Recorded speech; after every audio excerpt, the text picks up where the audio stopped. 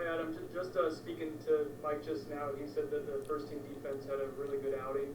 Curious to get your thoughts on how the starting unit did, and I guess specifically what stood out about that group to you. I thought they played well together. We're starting to play off of each other. The communication is starting to be better.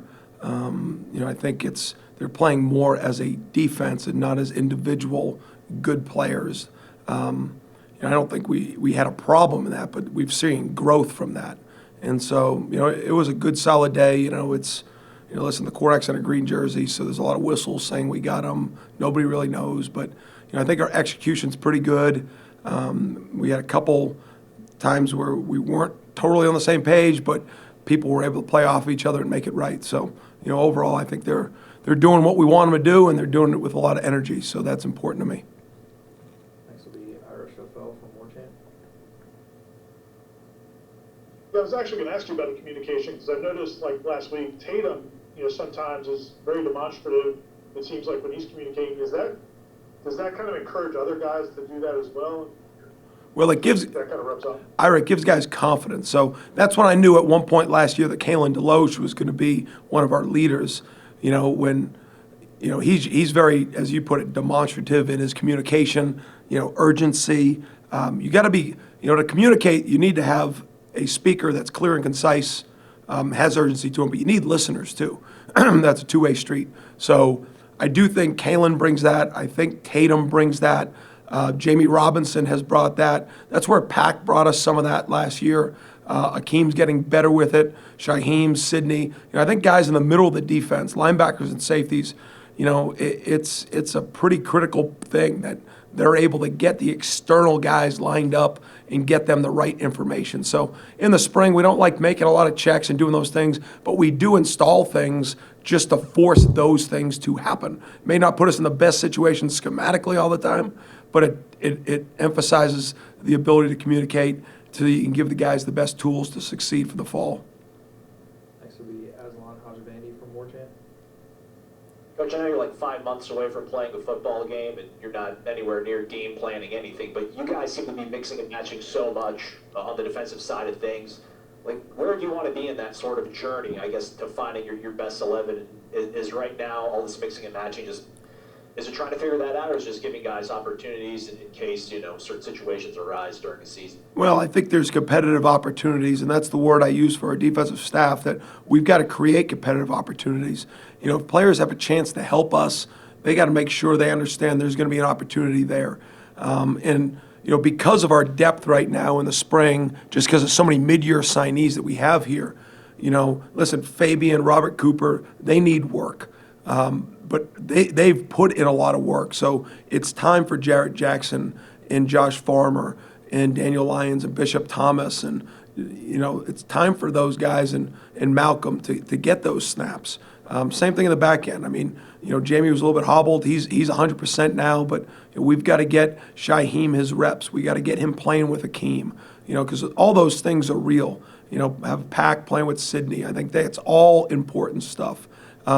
Then like Hunter Washington, getting him the right reps with people. I think that was a goal that we tried to get today was Hunter, Azaria, and Sam. A lot of those reps with some of those safeties that are good communicators. So that was part of the aim today as well. Next will be Brendan Sinone from 247. The end of last year, Adam, it seemed like Akeem Dent was starting to come on a little bit with confidence and getting used to the safety position. I guess, what have you seen from him this spring, and then particularly today? It sounded like he had a couple turnovers. I guess, what is he doing well right now? Yeah. Well, the offense turns the ball over. We take it away just to be more efficient with our language if we're keeping count of any of that. But Akeem did. He had 2 big picks today. And, that's what a safety does. He overlaps things. When I think on both of them, well, I know on the last one, Jordan saw a one-on-one, and, offenses take advantage of one-on-ones that they think they have advantages of. Post safeties overlap things and go and make plays. That was a tremendous play. Good to see. And then, we had another takeaway down there with a forced fumble, and I think Derek McClendon picked it up. So I do think Akeem is feeling comfortable. Akeem is somebody that, needs to be put in the position and once you tell him what to do, he's very good at doing it. And I think he's getting the reps. Those things are filling up for him, and he's stockpiling just those reps at that spot, and I think it's making a difference for him. Because I do think at his best, he's a multi-tooled player. He can tackle, he can cover, he can make plays on the ball, he can blitz. I think he can do a lot of things. It's just about making sure that he's confident in everything we're telling him to do, and that comes with reps, and it comes with clean, concise coaching too, to make sure that it makes sense to him. We'll go back to Avalon. You mentioned Bishop Thomas, Daniel Lyons by name. I mean, those are two true freshmen. I mean, they should be getting ready probably for their high school prom. I mean, they've got 30 practices left before a real game. I mean, are those two guys you can see yourself, counting on this season? It's hard to say. That's a hard position to play as a young player just because of the physicality on every snap. I do think we're deep at that position, but with moving Dennis Briggs out to Fox, it opens up some snaps. We're usually going to play 4 defensive linemen. There'll be 3 guys with the majority of snaps. The 4th guy will play we'll situational play, and then 5, 6 is just building it for depth. So we'll see. I'm very pleased. They are exactly who we thought they were coming off a high school film, and I know Odell's coaching them up, and we're pushing them and creating relationships and all the things that are necessary for a young player. But I am happy where both those two are at in their career right now, their young career, and I think arrows are definitely up on both of them. All right, next will be Ira. Coach Norvell has singled out Bernardo a few times this spring. Those corner positions, especially that one, do you think that's going to be something that there's a battle until the opening game? How do you see the competition, I guess? Not really. That corner I mean, it's going to be a competition throughout, right? But I would rather, we're going to play all the guys who can help us win games, but I would rather, especially at safety and nickel and backer, I'd rather get into a smaller concentration of rotation just because of the communication, how important that is. At corner, listen, we played 150 snaps of 6 DBs last year. That's a lot, so we need a lot of players out there. And, Bernardo was out watching tape with me yesterday, just detailed coaching, and just he wants it. And, I'm happy that he's healthy for the first time in his career here, first stretch of period. And, he's got the tools, and, that corner group is, we play a lot of man coverage, and it's important that our technique is exact. And so just the standard that it takes to play out there, he's somebody that, I think he's part of that group right now that we're battling for and trying to just get him better. And then as we get closer to fall camp, it'll start to become real as far as the reps of the 1s, the 2s, and everything that it is. But there's enough nickel and dime football right now that, if you can cover, if you can compete, if you can communicate, we can count on you. You're going to have a good chance to help us. All right, next will be Barry from Tomahawk Nation. Coach, how do you think that the defense has stood up against the run so far, especially considering passing is a little bit wonky with the green jerseys? I think, listen, anytime you give up a big run with any group of the defense, you're not excited about it because it was probably a mistake. But there's a lot of good tape out there right now. Listen, we've worked really hard to make the run fits to a point that the players understand where they fit in the wall. They understand how to play with technique, how to set edges, and now it's just replicate it. But our offense probably does as good a job as anywhere in the country as far as creating angles and gaps and numbers. So we definitely get tested just for where the wideouts align, how we run the football, to the quarterback as an available runner. I mean, our offense stresses you, and I love it because I think it's the way it's got to be. And so I like the progression we're making. We made a lot of strides last year. I think our personnel is continuing to get to the point where we want it, and I do like the way we're playing against the run right now. Next will be Carter Carls from Tallahassee Democrat. Hi, Adam.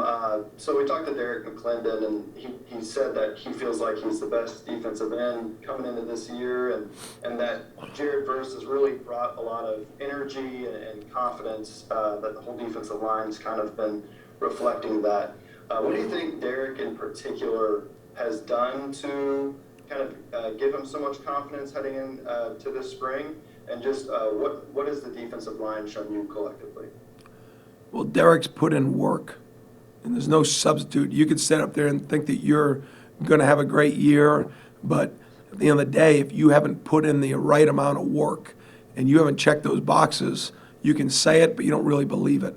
He's actually put it in, and he wasn't a very strong. He was a young defensive lineman when we got here, and he never had an off season. The COVID time hit, just never had a full time with Coach Storms in that group.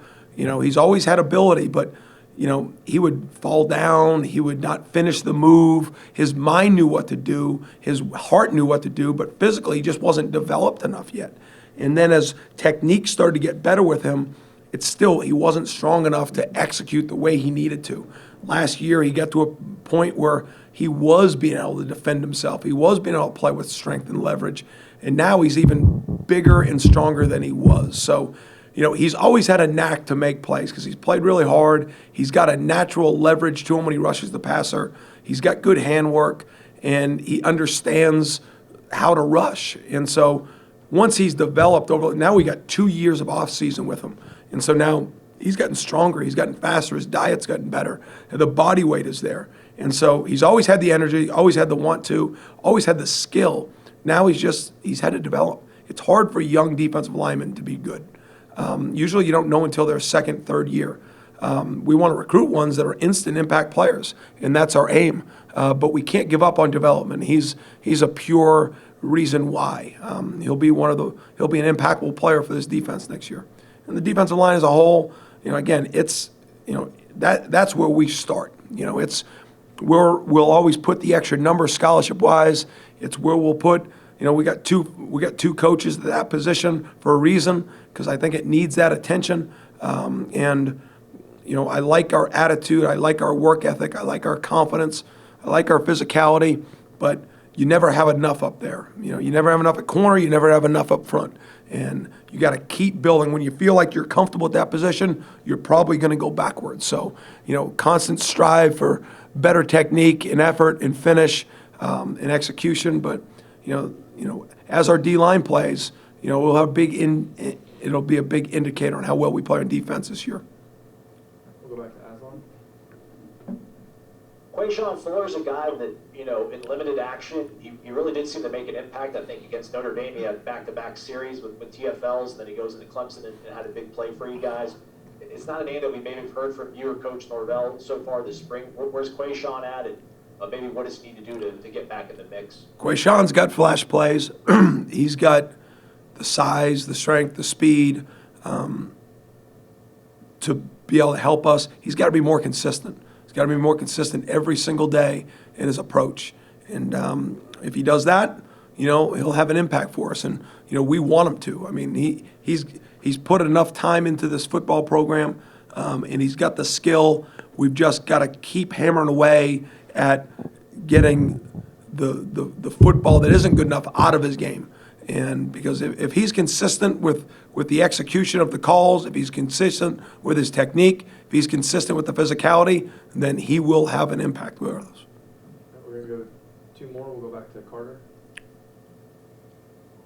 And we saw Sam on Thursday really have a lot of one-on-one situations with guys like Johnny Wilson and Micah Pittman, and really not just hold his own, but make a couple interceptions. Just wondering if you felt like that was his best practice, and maybe where you feel like his future is position-wise. Yeah, Sam's a corner. He's a corner for us. Whether that means he'll end up playing other spots in his career here, time will tell. We want to recruit DBs around here, where guys can line up at corner. Sometimes they can go and play nickel. In certain packages they can play in the slot. I think that's who Sam can be. I think he's got tremendous ball skills. Thursday was his best practice from a production standpoint. I mean, if he's in phase, Sam's going to make a play. He's too long, too athletic, and he's really cool around the ball. It's just about, when you're a high school corner, you're used to kind of playing off, finding the ball, and just going to pick it and having quarterbacks make mistakes. here, if you make a mistake as a DB, it's harder to catch up. It's harder, the balls will be there a little bit better, and he's learning that, so he's got a really good skill set to him, and he wants to be really good, and so I'm excited about his future. Again, we've got all of April, May, June, July, and August to get these guys that are here on campus now ready. So we've shown, over the years, with last year with Duke and Kevin, they started. And if they're the best players, it's open competition for greatness. And so, I'm looking forward to the growth and the everyday improvement for Sam. But I'm happy he's here. I think he's got a really bright future. He's just got to continue to dig off the details of the technique right now. All right, last question will be Ira. Earlier in his career, Akeem, a lot of times would be in position to make a play and maybe break up the pass, but not finish the interception. It seems like whenever we've been out there, and then obviously today, he's been coming up with the interceptions, not just the PBUs. What's the difference there? Is that just time and on catching a football, or is there something more to it? Well, I think it goes back to the work he's putting in the consistently, we're telling him to do something. And then he comes in tomorrow and he hears the same thing. And then he hears it again. And so it develops confidence in players. If they have confidence in the coaching, if they have confidence in the work they put in, when they don't make the play, they're quicker to bounce back from it, if that makes sense. And I think that's what's happened with Akeem. And, DB is one of those positions now, if you miss a couple of shots, you can't hit a ball in baseball, you miss a couple of shots, and you're playing DB, sometimes you think, oh, man, what's going to happen? I'm just not meant to be, which could be your mindset. But if it comes back down to you, if you trust what you're being told, and it's staying consistent, and then you're putting the time in, you're working, and you feel like you've earned the right to have success, you can overcome failure a little bit better. And the greatest thing was last scrimmage. Akeem had two really poor plays early in that scrimmage and came back and played really well. And, it was just, that's what it's about. It was Thursday, we started off practice, and I think our offense scored every time they touched the ball in the red zone. And we had an MA, we had a missed tackle, we had a misexecution, you name it. Then we came back and had one of our better sessions for the next hour and a half. That's all part of the development. I don't want it not to happen that way.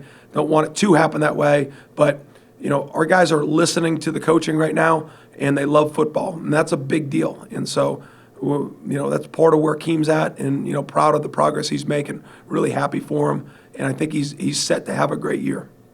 All right, thank you, Coach. Thank you.